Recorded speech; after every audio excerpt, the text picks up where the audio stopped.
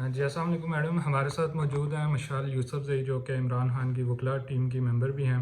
Madam یہ بتائیے گا کہ آپ کی عمران خان صاحب سے آخری ملاقات کب ہوئی ہے اور ان کی باڈی لینگویج کیا تھی، انہوں نے پہنا ہوا کیا تھا یا ان کا کانفیڈنس لیول کیسا تھا؟ جی میری ان سے آخری ملاقات ٹیوزڈے کو ہوئی تھی، اور خان صاحب اسی طریقے سے مضبوطی سے ڈٹ کر اپنے موقف پہ کھڑے ہوئے ہیں، اور میرے خیال سے جو بڑا بریفلی جو ہمارے بول کے صحافی تھے احتشام، انہوں نے بتا دیا تھا کہ خان صاحب کا کیا مورائل تھا، کس طریقے سے وہ آئے، اور آج بھی خان صاحب اپنے ملک کے لیے، اپنے قوم کے لیے ڈٹ کر کھڑے ہوئے ہیں۔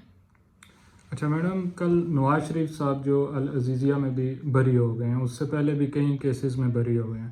دوسری طرف پی ٹی آئی کے خلاف ابھی تک کریک ڈاؤن جاری ہے، نوشیرہ کوہاٹ میں بھی جیسے ہم نے دیکھا کئی ورکرز اٹھائے گئے ہیں، تو اس پر آپ کیا کمنٹ کریں گے کہ ایک طرف کھلا گراؤنڈ دیا گیا ہے دیگر پارٹیز کو اور پی ٹی آئی کے خلاف بالکل اس ٹائم تو لیول پلینگ فیلڈ تو چھوڑے، پلینگ فیلڈ بھی نہیں دی جا رہی، لیکن اس ٹائم میں صاف سی بات کروں گی، ملک کی عدلیہ اس بات کی رسپانسبل ہے یہ جو ہو رہا ہے، اور ملک کی عدلیہ نے کل کا جو ہوا، جو ایک ڈیلر کو بلا کر اس کو کلین چٹ دی گئی، اور 4 ریفرنس جس پہ سپریم کورٹ نے بھی بڑا ڈیٹیل اپنا ورڈکٹ دیا ہوا تھا، اور جس پہ نیب نے اپنی بھرپور کارروائی کی تھی اور ان کو مجرم قرار دیا تھا، ان چاروں کے چاروں کو انہوں نے 20 منٹ میں نمٹا کے 7ویں منٹ پہ فیصلہ دے دیا تھا۔ صحیح ہے، ہمارے جب فیصلے ہوتے ہیں تو محفوظ ہو جاتے ہیں، پھر 25 سال محفوظ رہتے ہیں اور فیصلے اناؤنس ہی نہیں ہوتے۔ ان کے 20 منٹ کی سماعت ہوتی ہے اور 20 منٹ کے بعد 7 منٹ کے وقفے پہ فیصلہ بھی آ جاتا ہے۔ یہ وہی فیصلے ہوتے ہیں جو ان کو واٹس ایپ پہ ملتے ہیں اور یہ اپنے نام سے سائن کر کے عوام تک لے آتے ہیں۔ عوام بیوقوف نہیں ہے، 21ویں صدی کا پاکستان ہے، اور بہت ہی کلیئر ہم عوام کو پتہ ہے کہ اس ملک میں کیا ہو رہا ہے۔ آج جو ملٹری ٹرائل میں قاضی فائز عیسیٰ صاحب نے جو بینچ تشکیل دیا تھا، میں قاضی فائز عیسیٰ صاحب کا ہی نام لوں گی کیونکہ پیٹ پیچھے وہ اس بات کے رسپانسبل ہے، انہوں نے کروایا یہ سارا کچھ۔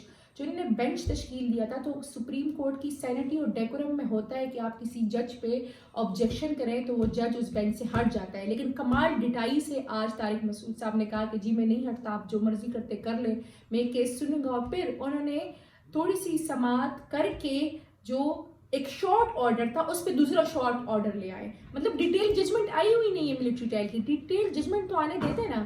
تو یہ تماشا ہو رہا ہے اس ملک میں، یہ آئین کی دجیاں اڑائی جا رہی ہے، یہ قانون کی دجیاں اڑائی جا رہی ہے، اور اس میں سب سے زیادہ رسپانسبل اس ملک کی عدلیہ ہے، وہ عدلیہ جس کے لیے 2008 پہ ایک تحریک چلی تھی کہ وہ انڈیپینڈنٹ جوڈیشری ہوگی۔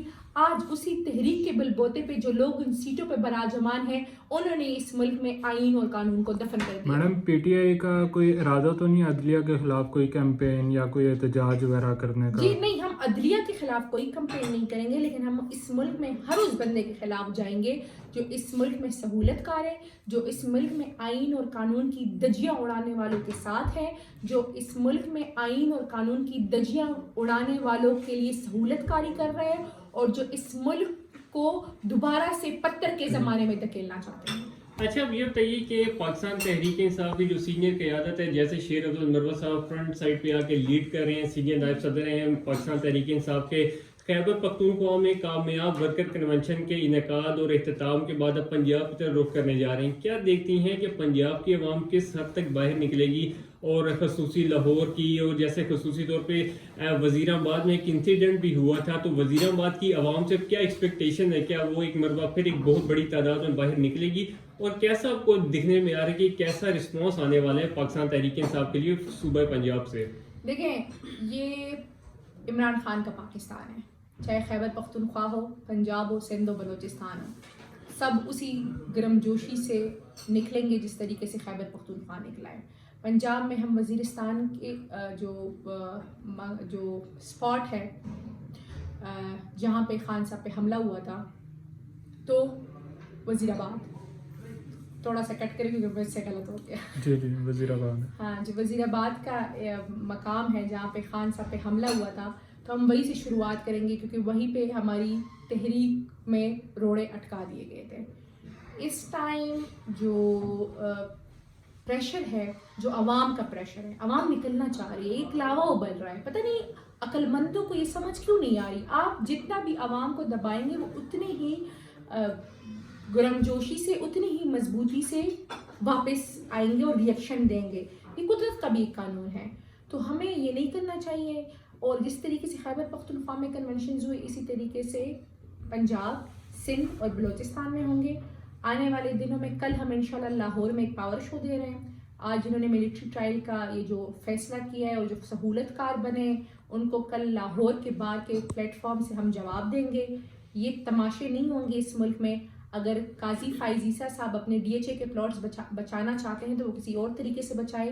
اس ملک کی 103 افراد جو اس ملک کے سٹیزنز ہیں, جن کو اس ملک کا آئین فنڈامنٹل رائٹس کے تحت آزادی, خود مختاری اور احتجاج کا حق دیتا ہے, تو ان کو ہم بینڈ نہیں چلنے دیں گے.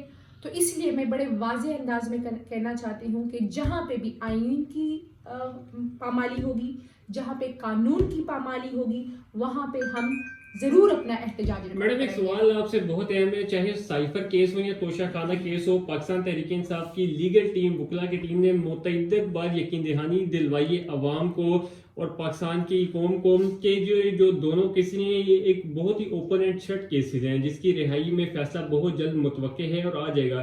لیکن دوسری جانب دیکھا جائے 100 دن سے زیادہ دن ہو چکے ہیں قید و بند میں گرفتار ہیں اڈیالہ جیل میں پاکستان تحریک انصاف کے سابق چیئرمین اور بانی تحریک انصاف. کیوں رہائی متوقع نہیں ہوئی ابھی تک, اور آگے آنے والے وقت میں الیکشن بھی بہت قریب ہے, 8 فروری انتخابات کی تاریخ ہے. اس ٹائم تو لیگل کوئی کیسز ہے ہی نہیں, یہ تو سارے پولیٹیکل کیسز ہیں. اور سائفر یا توشہ خانہ یا الیکشن کمیشن جو بھی, آپ نے کبھی 70 ایئرز میں دیکھا ہے کہ عدالت جیل جا رہی ہے؟ 75 ایئرز میں پہلی مرتبہ عدالت جیل جا رہی ہے اور خان صاحب کے سامنے پیش ہو رہی ہے. اگر سائفر میں کوئی کریڈیبلٹی ہوتی, اگر توشہ خانہ میں کوئی کریڈیبلٹی ہوتی یا القادر میں کریڈیبلٹی ہوتی تو اوپن ٹرائل کرتے ہیں. اوپن ٹرائل کیوں نہیں کر رہے؟ ڈر رہے ہیں کیونکہ ان کو پتہ ہے کہ خان صاحب جو اصل ملزم ہیں, جو اصل لوگ ہیں جنہوں نے پاکستان میں رجیم چینج کروایا تھا, خان صاحب ان کے نام لیں گے, وہ ایکسپوز ہوں گے, تو وہ ڈرتے ہیں. خان صاحب نے جیل میں وہی کہا تھا جو انہوں نے باہر جلسوں میں اپنے خطابات میں کہا تھا کہ سائفر کے رسپانسبل کون ہے. خان صاحب نے کہا کہ اس کے جنرل باجوہ اور ڈونلڈ لو تھے. ڈونلڈ لو نے مداخلت کی تھی, باجوہ صاحب نے سازش کر کے رجیم چینج کروایا تھا اور وہی رسپانسبل ہے. اور آج بھی خان صاحب نے عدالت میں کہا ہے کہ میری طرف سے یہ 2 وٹنس ہوں گے, ان کو بلائیں اور امریکن ایمبیسی سے بھی کسی ریپریزنٹیٹیو کو بلائیں. تو یہ اس ملک میں عدالتوں کا حال ہے, یہ اس ملک میں آئین کا حال ہے, یہ اس ملک میں قانون کا حال ہے. تو یہ تو کوئی ڈکی چھپی بات ہے ہی نہیں. آپ کو پتہ ہے کہ اس ملک میں کیا ہو رہا ہے اور سب کو پتہ ہے کہ اس ملک میں کیا ہو رہا ہے. رہائی 8 فروری سے پہلے یا بعد میں؟ بڑی صاف سی بات ہے, ڈر رہے ہیں کیونکہ ان کو پتہ ہے کہ پاکستان تحریک انصاف میدان میں ہوگی تو پھر کوئی بھی پارٹی نہیں ہوگی. اچھا میڈم, کوئک آنسر دینا ہے. فضل الرحمان, ایک ورڈ. فضل الرحمان جی, فضل الرحمان صاحب پہ تو میں یہی بات کروں گی کہ وہ ہمیشہ سے الیکشن سے ڈرتے ہیں, ہمیشہ سے الیکشن سے بھاگتے ہیں. ان کا بس یہ ایک خواہش ہے کہ کسی بھی طریقے سے ان کو صدر کی کرسی پہ بٹھا دیا جائے, جو اس ملک میں پاسبل نہیں ہے. مریم نواز. مریم نواز سے تو میں یہی کہوں گی کہ ان کو لگتا ہے کہ وہ کبھی اس ملک پہ حکمرانی کر سکے گی, یہ اب ان کی خام خیالی ہے. بلاول زرداری. وہ تو الگ ہی انہوں نے ڈونگ رچائی ہوا ہے. پہلے انہوں نے بھائی بہن کا کھیل کھیلا, اب 18 مہینے کی حکومت کی, اب ایک دوسرے کے گلے پڑ رہے ہیں. آخری کویشچن, کیا مشال میڈم بھی کہیں سے الیکشن کنٹیسٹ کریں گی؟ یہ خان صاحب کی ڈسکریشن ہے, خان صاحب کے آرڈرز ہیں.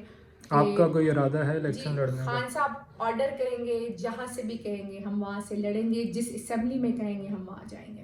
چلیں, بہت شکریہ میڈم.